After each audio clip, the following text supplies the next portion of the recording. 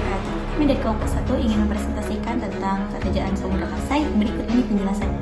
Jadi kami akan menjelaskan Kerajaan Samudra Pasai. Kerajaan Samudra Pasai terletak di Aceh dan merupakan kerajaan Islam pertama di Indonesia.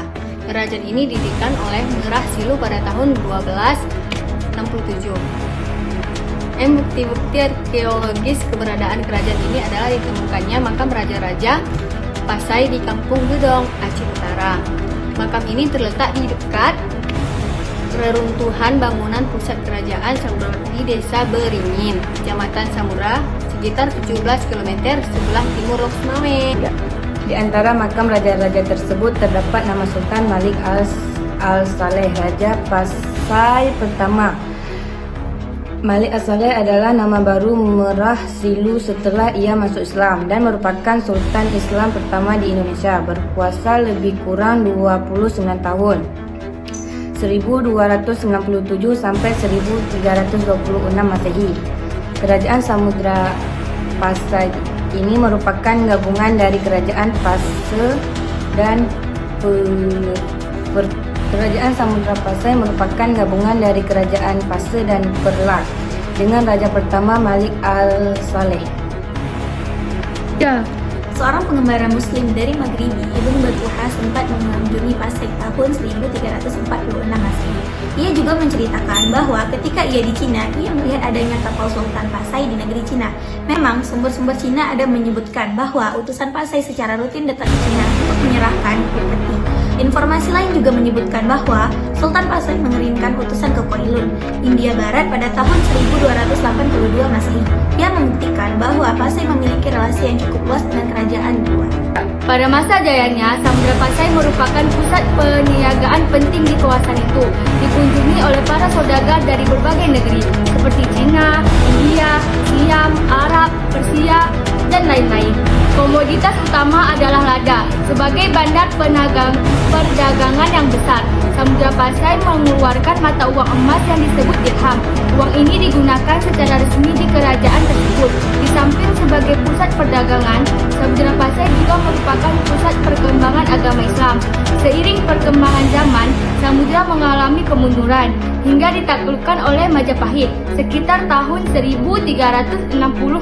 Pada tahun 1524 Masehi ditaklukkan oleh Kerajaan Aceh. Berikut silsilah. 1. Sultan Malik Al-Saleh dari tahun 1267 sampai dengan 1297 Masehi. 2. Sultan Muhammad Malik Al-Zahir dari tahun 1290 sampai dengan 1326 Masehi. 3. Sultan Mahmud Malik Al-Zahir dari tahun 1326 sampai dengan 1345. 4. Sultan Malik Al-Zahir dari tahun 1346 sampai dengan tahun tidak diketahui karena beliau susah di hingga masa kepemimpinannya berakhir pada tahun 1346. 5. Sultan Ahmad Malik Al-Zahir yang memerintah dari tahun 1346 sampai dengan 1383. Nomor 6. Sultan Zain Al-Abidin Malik Al-Zahir yang 6. Sultan Zain Al-Abidin Malik Al-Zahir yang memerintah dari tahun 1383 hingga 1405 Masehi. 7. Sultanah Nahrasiyah yang memerintah dari tahun 1405 sampai dengan 1412. 8. Sultan Salah ad-Din yang memerintah dari tahun 1402 sampai dengan kepemimpinannya tidak diketahui. 9. Sultan yang ke-9 yaitu Abu Zaid Malik Al-Zahir. Pemimpinnya tidak diketahui tapi berakhir pada tahun 1455. 10. Sultan Mahmud Malik Al-Zahir memerintah dari tahun 1455 sampai dengan 1477. 11. Sultan Zaid Al-Abidin memerintah dari tahun 1477 sampai dengan 1500. 12. Sultan Abdullah Malik Al-Zahir yang memerintah dari tahun 1501 sampai dengan 1513. 13. Sultan Zaid Al-Abidin yang memerintah dari tahun 1513 sampai dengan 1520. dan beberapa orang syah bandar yang mengepalai dan mengawasi pedagang-pedagang asing di kota-kota pelabuhan yang berada di bawah pengaruh kerajaan itu.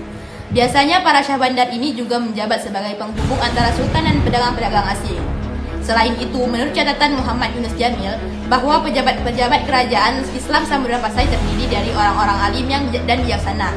Adapun nama-nama dan jabatan-jabatan mereka adalah sebagai berikut. 1. Seri Kaya Sayyid Giyasuddin sebagai Perdana Menteri.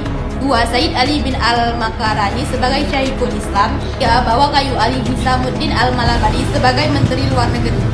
Kehidupan politik Kerajaan Samudra Pasai yang didirikan oleh Marathi adalah Sultan Malik As-Saleh sebagai raja pertama yang memerintah dari 1285 sampai 1297. Pada masa pemerintahnya datang seorang sufi dari India Italia tahun 1252 yang bernama Marco Polo.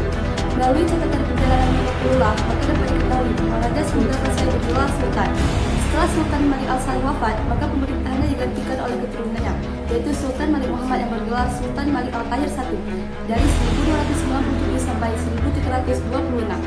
Pengganti dari Sultan Muhammad adalah Sultan Ahmad yang juga bergelar Sultan Malik Al-Tahir II dari 1326 sampai 1348. Pada masa ini, pemerintahan Samudra Pasai berkembang pesat dan terus menjalin hubungan dengan kerajaan-kerajaan Islam di India maupun Arab. Bahkan melalui catatan perjalanan pemerintah secara khusus dari Sultan Jaludin tahun 1345. Dapat diketahui, Samudra Pasai merupakan pelabuhan yang penting dan istananya disusun dan diatur secara India dan bagiannya bergelar air. Pada masa selanjutnya, pemerintahan Samudra Pasai tidak banyak diketahui karena pemerintahan Sultan Zainal Abidin yang juga bergelar Sultan Malik Al-Tahir tidak kurang begitu jelas.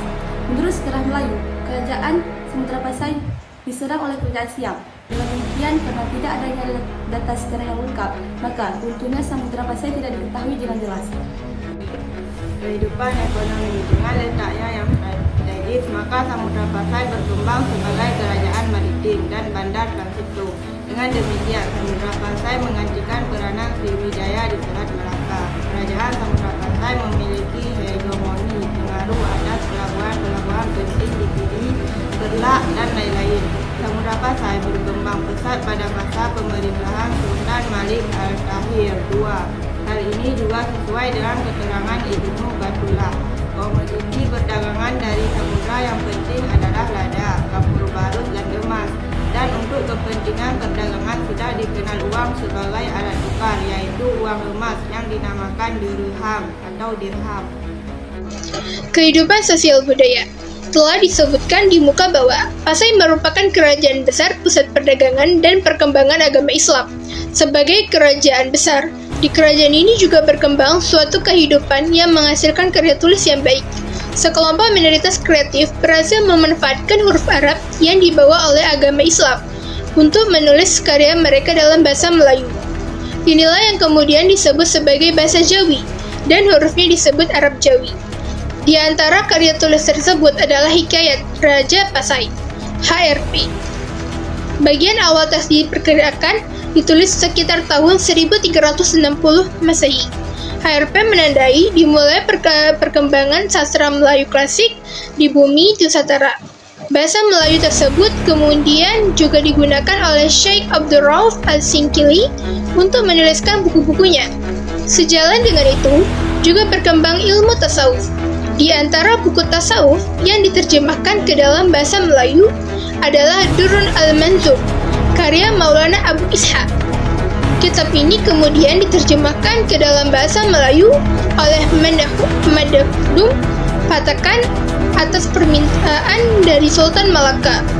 Informasi di atas menceritakan sekelumit peran yang telah dimainkan oleh Samudra Pasai dalam posisinya sebagai pusat tamadun Islam di Asia Tenggara pada masa itu.